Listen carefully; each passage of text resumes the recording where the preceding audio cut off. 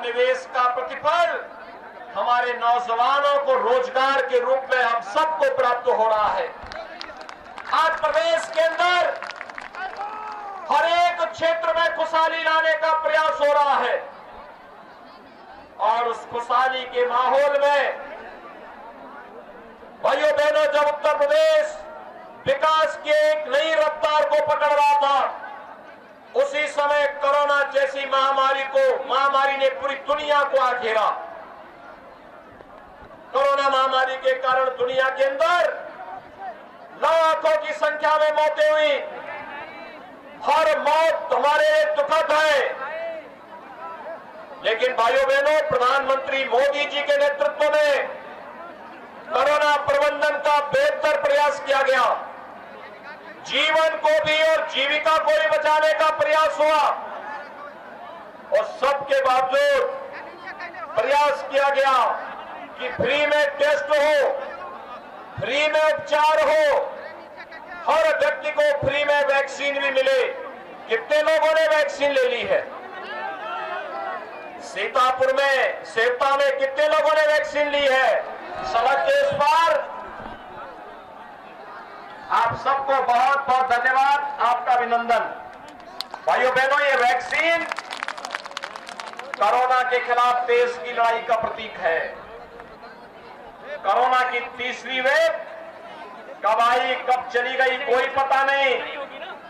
कारण है आपने वैक्सीन ले ली थी, कोरोना आपका बाल बाका नहीं कर पाया। भाइयों बहनों, जो लोग वैक्सीन के खिलाफ दुष्प्रचार करते थे, कहते थे ये मोदी वैक्सीन है, कहते थे ये भाजपा वैक्सीन है, आज उनको जवाब दीजिए। अपने वोट की चोट से उनको जोरदार तमाचा मारिए और बोलिए कि अगर भाजपा वैक्सीन और मोदी वैक्सीन से जान बची है तो वोट भी हमारा भाजपा को ही जाएगा। ये बोलेंगे, ये बोलेंगे। और भाइयों बहनों, डबल इंजन की सरकार है, फ्री वैक्सीन, सबको वैक्सीन। तो भाइयों बहनों, प्रदेश के अंदर 15 करोड़ लोगों को महीने में 2 बार फ्री में राशन देने का काम भी डबल इंजन की सरकार कर रही है। आपको राशन मिल रहा है कि नहीं मिल रहा है? सभी लोगों को मिल रहा है ना? क्या 2017 के पहले राशन मिलता था? 2017 के पहले बिजली मिलती थी? 2017 के पहले बाढ़ आती थी तो क्या इसी प्रकार की राहत सामग्री मिलती थी? भाइयों बहनों, यही फर्क है। उनकी संवेदना किसानों के प्रति नहीं थी, गरीबों के प्रति नहीं थी, नौजवानों के प्रति नहीं थी। और मुझे एक बात बताइए, अकेले सीतापुर जिले में 5 वर्ष में भारतीय जनता पार्टी की डबल इंजन की सरकार ने 2,30,000 गरीबों को एक आवास उपलब्ध कराया है। 2,30,000 गरीबों को। और अकेले सेवता में 27,000 गरीबों को एक आवास मिला है। भाइयों बहनों, 5,40,000 गरीबों को एक शौचालय मिला है। भाइयों बहनों, मैं आपसे जानना चाहता हूं, ये काम, शौचालय का काम, बिजली का काम, आवास का काम, ये राशन गरीबों को फ्री में मिले, वैक्सीन और दवा फ्री में मिले, ये काम 2017 के पहले क्यों नहीं हो पाता था? फर्क साफ है, याद करिए भाइयों बहनों, फर्क साफ है। 2017 के पहले जो सरकार थी, उसकी संवेदना गांव के लिए नहीं थी, किसान के लिए नहीं थी, नौजवान के लिए नहीं थी, महिलाओं की सुरक्षा के लिए नहीं थी। भाइयों बहनों, उसकी संवेदना किसके प्रति थी? कल अहमदाबाद के एक न्यायालय के द्वारा उस अहम फैसले से स्पष्ट हो जाता है, जिस फैसले में अहमदाबाद के सीरियल ब्लास्ट में दर्जनों लोग मारे गए थे।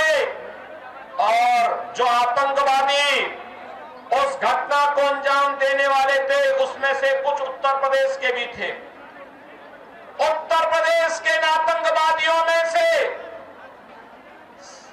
आजमगढ़ का एक आतंकवादी, उसके पिता यानी उसके अब्बाजान समाजवादी पार्टी के प्रचारक हैं, यानी सपा का हाथ आतंकवादियों के साथ। तो जो आतंकवादियों के प्रति जिसकी संवेदना होगी, क्या आप उसको समर्थन करेंगे? आखिर समाजवादी पार्टी ने 2012 में क्या किया था?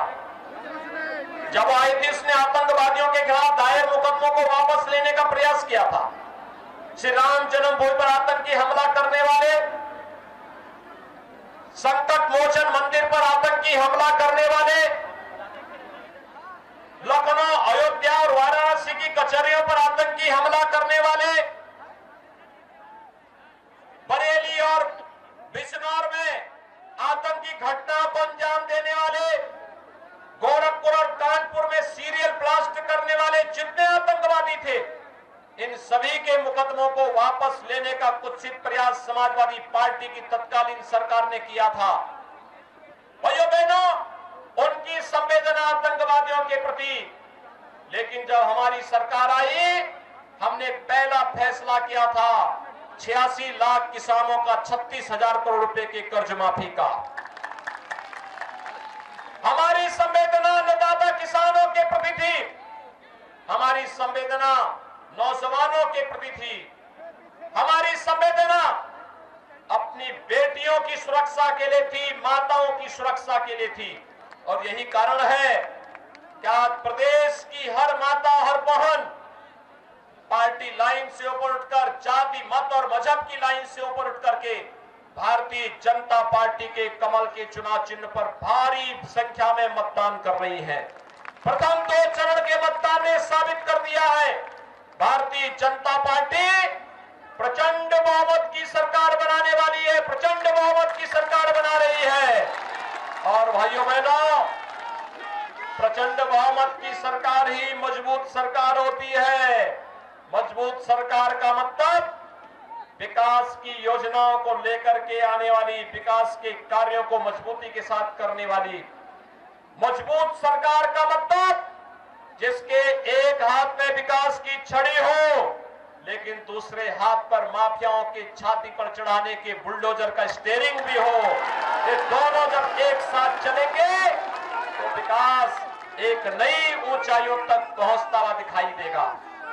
बहुत सारे लोगों को लगता है कि विकास तो समझ में आता, लेकिन बुलडोजर नहीं समझ में आया। मैंने कहा समझने में कुछ देर लगती है, क्योंकि भगवान राम ने क्या कहा था? निस्सरहीन करो वही, भुज उठाए प्रण कीन। और भगवान कृष्ण ने भी तो यही कहा था कि परित्राणाय साधूनाम विनाशाय च दुष्कृताम। और यही संकल्प लेकर के हम लोग भी निकले हैं। प्रदेश को अपराध मुक्त, गुंडा मुक्त, दंगा मुक्त, भय मुक्त वातावरण देकर के विकास की प्रक्रिया के साथ जोड़ना, हर व्यक्ति तक बिना भेदभाव के विकास की योजनाओं को पहुंचाना, हर गरीब को शासन की योजनाओं के साथ जोड़ना। और इसके लिए जैसे पिछली बार सेवता से आपने श्री ज्ञान तिवारी जी को भारी बहुमत से विजयी बना करके भेजा था ना, तो मैं फिर आया हूं वही समर्थन मांगने के लिए। भाइयों बहनों, भारतीय जनता पार्टी ने जो कहा उसको करके दिखाया। मुझे एक बात बताइए, अयोध्या में राम मंदिर का निर्माण किसने किया? भाइयों बहनों, क्या समाजवादी पार्टी, कांग्रेस या बसपा अयोध्या में राम मंदिर का निर्माण कराएगी? राम मंदिर का निर्माण तो भारतीय जनता पार्टी की डबल इंजन की सरकार ही कराएगी ना, तो फिर समर्थन भाजपा को मिलना चाहिए ना। ये दंगा मुक्त, अपराध मुक्त, भय मुक्त वातावरण कौन देगा? ये वे लोग देंगे जिन्होंने इन पेशेवर माफिया और अपराधियों को टिकट दिया है। ये काम कोई करेगा केवल भारतीय जनता पार्टी करेगी। और इसलिए भाइयों बहनों, मैं आपके पास आया हूं आपका आह्वान करने के लिए। ज्ञान तिवारी को भारी बहुमत से विजयी बना के भेजेंगे। भाइयों बहनों, ये काम तब होगा जब चुनाव के दिन पहले मतदान फिर जलपान। पहला मतदान, सभी लोग संकल्प लेकर के मेरे साथ बोलेंगे। सभी लोग सभी सहमत हैं? दोनों हाथ ला करके मेरे साथ बोलेंगे।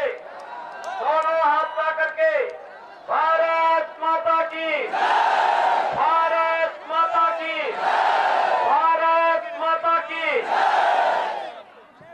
बहुत बहुत आभार।